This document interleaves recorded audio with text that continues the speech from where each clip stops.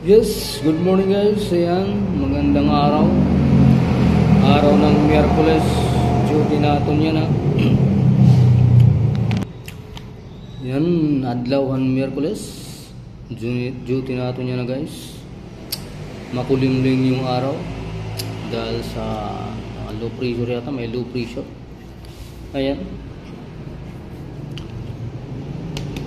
Para guys sa gustong humingi ng mga assistance sa tingog, ito pala ang inyong lingkod, si Ray Ignacio po, na email ng Javier, ayan, ng tingog, ayan. Para sa kaalaman po ng lahat na gusto humingi ng tulong sa tingog, ayan, ang opisina po ng tingog natin dito sa Leyte, nasa Tacloban, sa harapan ng Tacloban Astrodome.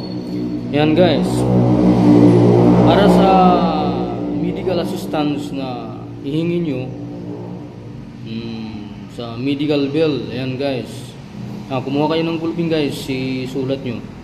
Ayan, mga requirements para sa medical bill assistance. Ayan guys, sulat nyo guys. Number 1, ang medical abstract. Yan. Medical abstract guys, sa doktor yan.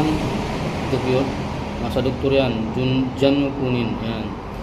Yung pangalawa ay ang final bill.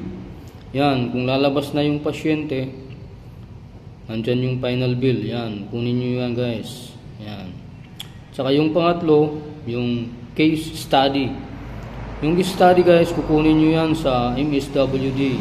Ayan. Dito sa Javier, punta kayo sa Javier, sa MSWDO. Ayan. Kunin nyo yan doon. Yung gumagawa nito, yan, isa dyan si Ma'am Heidi. Ayan, Ma'am Heidi po. Yung pang-apat na requirements para sa medical bill assistance ay ang indigency. Ayan. Humingi kayo sa inyong barangay, ayan, sa secretary, dyan kayo humingi ng indigency. Walang bayad dyan. At yung pang-5 guys, yung Xerox ID, kung sino ang naglalakad para sa medical bill assistance, yan, yung ID niya, ipa-Xerox niya. Yan, tagdadalawa yan guys. Okay guys, nakuha nyo? Ulitin natin yung mga requirements para sa medical bill assistance. Number 1, medical abstract. Number 2, final bill. Number 3, case study. 4, indigency, and 5, Xerox ID. Pag nabuo na yan guys, punta kayo sa Tingog office, yan, sa Tacloban, Akbang ng Tacloban Astrodome, yan. Okay guys, yung pangalawa guys, ang medicine assistance. Okay, sulat nyo ulit guys ang medicine assistance, ang mga requirements. Una guys, ang medical abstract, yan. Una, medical abstract. Pangalawa, yung quotation guys, nung resita, yung quotation kung magkano ang bawat presyo ng medisina. Yan. Pangatlo guys, yung indigency. Yan. Hindi na kayo kukuha ng basta pangatlo, indigency. Yung pang-apat, ganoon pa rin, Xerox ID. Yan. Merong pang-5 kung hindi ka nag-asikaso nito, halimbawa, yung nagtiting ng medisina na to, ikaw ang kailangan nito, pero hindi ka ang pupunta doon. Gumawa ka ng authorization letter. Yan, kasama doon, authorization letter. Okay? Gets nyo? Okay, ulitin natin ang medicine assistance requirements. Yan, medical abstract, quotation letter, quotation, quotation, mga presyo ng sa resita.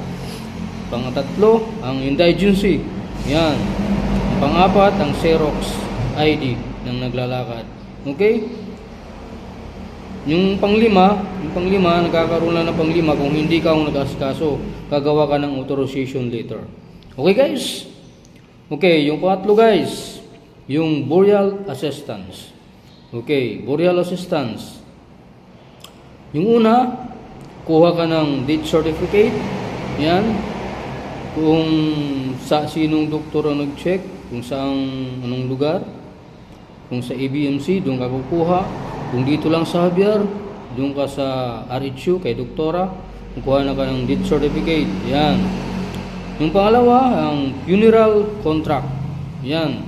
Kung sinong punerarya ang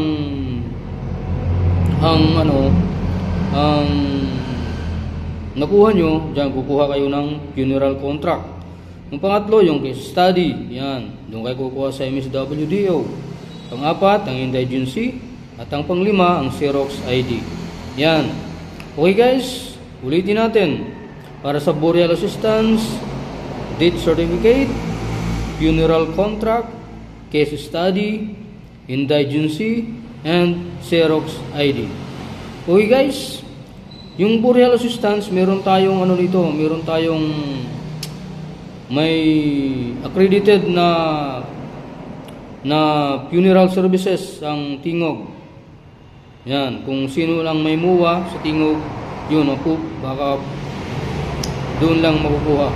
Doon lang tayo kukuha sa may MUA. Okay? Okay guys, get nyo na ang mga requirements, ang medical bill assistance, medicine assistance, and burial assistance. Okay? Once again, this is Roy Ignacio, ang inyong mababang lingkod ng email ng Tingog Javier. Ayan guys. Maraming salamat po. Magandang araw. Bye-bye.